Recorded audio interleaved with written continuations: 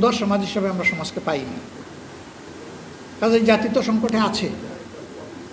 এই সংকটে কোরআন এবং সুন্নাহর আলোকে আরেকটি কথা না বললেই না হয়, উলামায়ে কেরামের মধ্যে জাতি একটা ইস্পাত কঠিন ওয়াক্য দেখতে চায়। জাতি চায় যে ইসলামের মৌলিক বিষয়ে, জাতীয় জীবনের প্রয়োজনীয় বিষয়ে উলামায়ে কেরাম ঐক্যবদ্ধ থাকবেন, এটা জাতির প্রত্যাশা। কিন্তু এর ব্যতিক্রম হতে পারে, ব্যতিক্রমকে মেনে নিয়ে সহনশীল হতে হবে।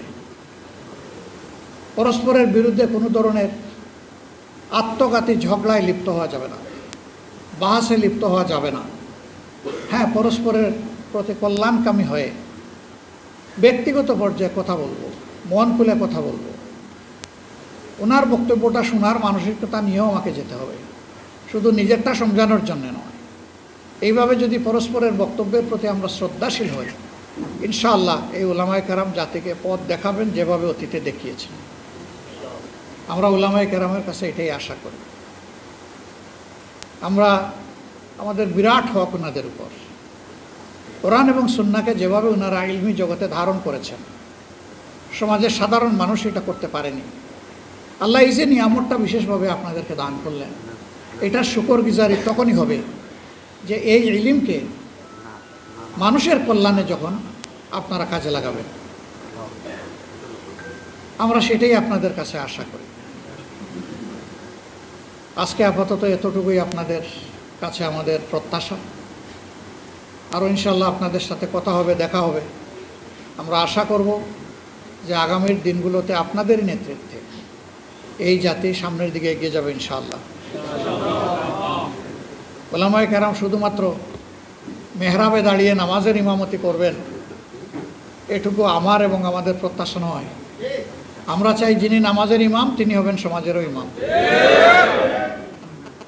নামাজের ইমামের ইমামতিতে যেমন মসজিদের ভিতরে আল্লাহর বিধান অনুযায়ী নামাজ কায়েম করার কারণে শান্তি প্রতিষ্ঠিত হয়েছে, ঠিক এই মুত্তাকি মানুষগুলা যদি সমাজে নেতৃত্ব দেন তাহলে সমাজেও ইনশাল্লাহ শান্তি কায়েম হবে। যে মানুষগুলা শুধুমাত্র আল্লাহকে ভয় করে চলবে, জীবনের প্রত্যেকটি ব্যাপারে অধীনস্থ এবং সহকর্মীদের ব্যাপারে ভীত সন্ত্রস্ত থাকবে।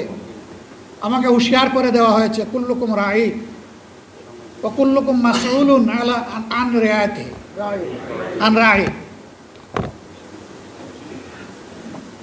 তোমরা সকলেই দায়িত্বশীল এবং তোমাদেরকে অবশ্যই আল্লাহ তাআলা কিয়ামতের দিন জিজ্ঞাসা করবেন তোমাদের অধীনস্থদের ব্যাপারে। যার দায়িত্ব যত বড় সমাজে, তার জিজ্ঞাসাও হবে তত গভীর। এই ভয় যখন একজন মানুষের অন্তরে থাকবে, একজন ওয়ার্ড মেম্বার থেকে শুরু করে পার্লামেন্ট মেম্বার পর্যন্ত, এই চরিত্রের মানুষ যদি দেশের নেতৃত্বে আসেন তাহলে আলহামদুলিল্লাহ আমরা যে মানবিক সমাজ আশা করি সেই সমাজ প্রতিষ্ঠিত হওয়া সম্ভব। এর বাইরে গিয়ে জ্ঞান বিজ্ঞান দুনিয়াবী যোগ্যতায় পারদর্শী দক্ষ লোকেরা সমাজ পরিচালনা করলে এবং তাদের অন্তরে সেই জবাবদিহির ভয় না থাকলে, কি হয় তা তো আমরা দেখছি, নতুন করে তো দেখার কিছু নেই। আমার বলতে কোনো দ্বিধা নেই, শিক্ষিত সমাজের সকলে নয়, কিন্তু শিক্ষিত সমাজের একটা অংশের মানুষ যে ক্ষতি জাতির করে, সারা সাধারণ দেশবাসী কোটি কোটি মিলেও সেই ক্ষতি জাতির করতে পারে না, এই যোগ্যতা তাদের নাই।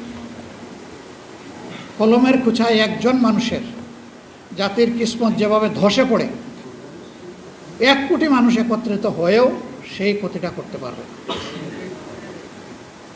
এই ক্ষেত্রেও উলামায়ে কেরামের বিশেষ দায়িত্ব রয়েছে জাতিকে জাগ্রত করা, সতর্ক করা। আপনারা সেই খেদমত আঞ্জাম দেবেন আমরা আপনাদের কাছে আশা করি। কোরআনের আলোকে, কোরআনের গল্পই মানুষের জন্য যথেষ্ট।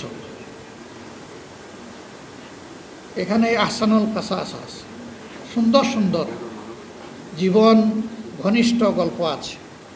এই গল্পগুলো মানবজাতির জন্য আল্লাহর পক্ষ থেকে নিয়ামত হিসেবে উপহার।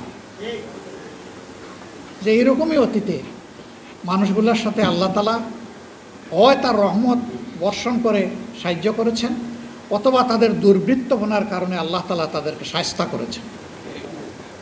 এটি যথেষ্ট, এর বাইরে আর কোনো গল্প আমাদের আনার প্রয়োজন নেই।